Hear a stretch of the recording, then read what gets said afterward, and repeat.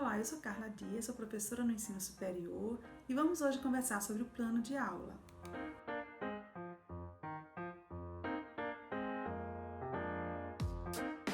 Vamos começar com a pré-análise. O que é isso? Se eu vou planejar uma aula, eu preciso saber quem é meu público, qual o conhecimento deles sobre o assunto, como é que está o nivelamento dessas pessoas para permitir esse alcance do aprendizado.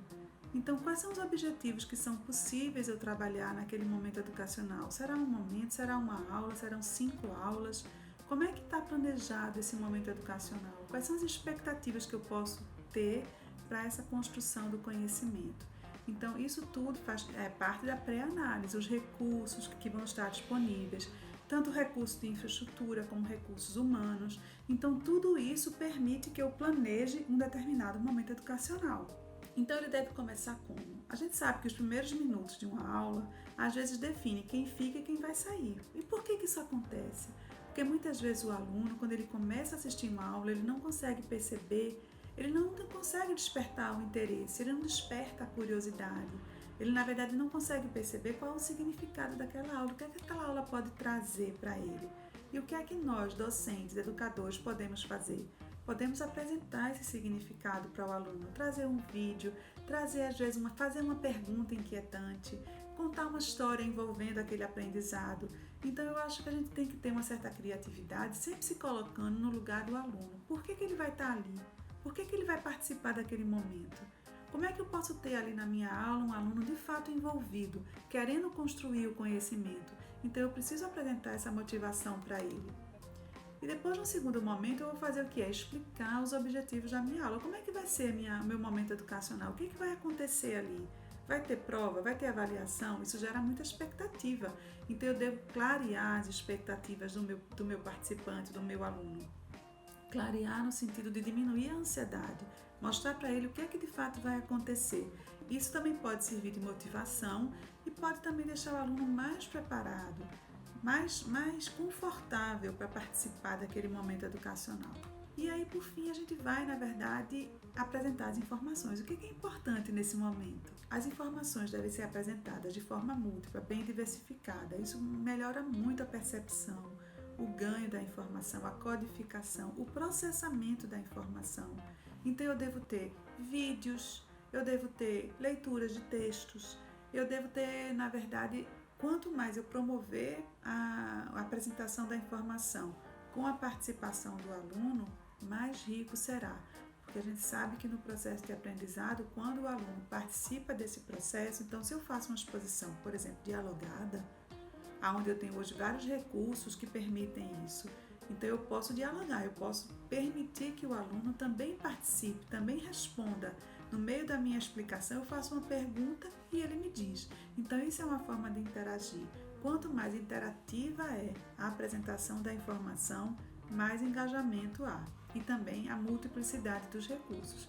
Se eu uso leitura, se eu uso vídeo, se eu uso exposição apresentada, sempre pensando que a exposição deve ser rica em figuras e mais econômica nas palavras, na linguagem textual, porque fixar a atenção e o processamento numa linguagem textual é muito mais difícil do que numa linguagem visual, uma linguagem de figura, né? E aí depois eu também tenho que pensar nesse planejamento. Muitas vezes a gente tem uma riqueza de conhecimento, a gente tem uma expertise, mas a gente também caminhou no passo a passo para conseguir aquele conhecimento. E como é que foi esse nosso passo a passo? Será que eu posso compartilhar com o meu aluno? Como é que foi o meu passo a passo e quais são os passo a passos que são possíveis ele também conseguir o conhecimento? Então é preciso que a gente mostre isso, né? Mostrar o passo a passo pode ser uma oportunidade de aprendizado extremamente poderosa, porque você mostra que é possível, você melhora a autoeficácia do aluno, que é aquele julgamento positivo que ele tem das próprias capacidades. Então, assim, uma aula deve permitir a transformação. Então, a gente deve mostrar que é possível, mostrar que os desafios que a gente está propondo, existem caminhos para facilitar esse desafio. E depois a gente deve checar periodicamente a compreensão do que está acontecendo naquela aula. Então, eu devo já planejar momentos em que eu vou, na verdade, checar como é que está sendo o processo de aprendizado. Eu posso fazer perguntas, eu posso, na verdade, fazer algum tipo de interação, de atividade ali. Isso aí é muito da atividade formativa, né? Que é aquela que a gente checa o processo do aprendizado. Então, eu checo a compreensão e eu posso propor pequenas práticas guiadas. Antes da prática independente, é importante ter uma prática guiada, porque na prática guiada você está ali para permitir, para oferecer e para tirar alguma dúvida. E dependendo do tipo de competência que você quer alcançar, ter um momento da prática guiada pode ampliar muito o engajamento e aquela sensação de que é possível realmente. Porque durante essa atividade você pode perceber questões até individuais e sempre fazer isso com feedback. O feedback ele é uma ferramenta muito importante para o aprendizado. E depois que você realmente percebeu que é possível a prática guiada, você pode propor uma prática independente. Sempre lembrando de uma frase que tem no Pequeno Príncipe: a gente deve exigir de cada um o que cada um pode dar. Então, assim, é importante que o aluno, ele no processo de aprendizado, existe o que a gente chama do conhecimento real e o conhecimento potencial. Entre os dois tem a zona de desenvolvimento proximal, que foi caracterizada por Vygotsky. E o que isso importa? Eu tenho que, na verdade, propor uma prática independente que esteja dentro dessa zona de desenvolvimento proximal. Ou seja, se eu proponho uma prática que não é possível para o aluno, o que é que eu gero? Frustração, distanciamento da ação educacional. O aluno se afasta, como qualquer pessoa se afasta daquilo que ela acha que não é possível, né? Então é importante também nesse momento que ele tenha a garantia do feedback, que ele saiba como é que foi esse momento dele.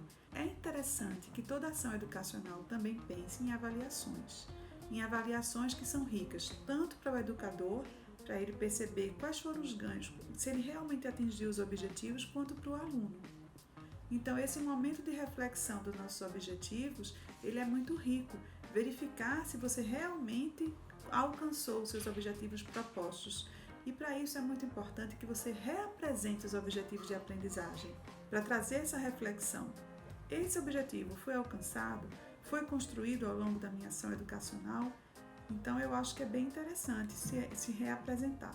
Outra coisa importante é entender que nenhum plano de aula deve ser rígido, deve ser inflexível. Não, ele deve ser flexível, porque ele tem que se adequar com as coisas que vão surgir ali, né?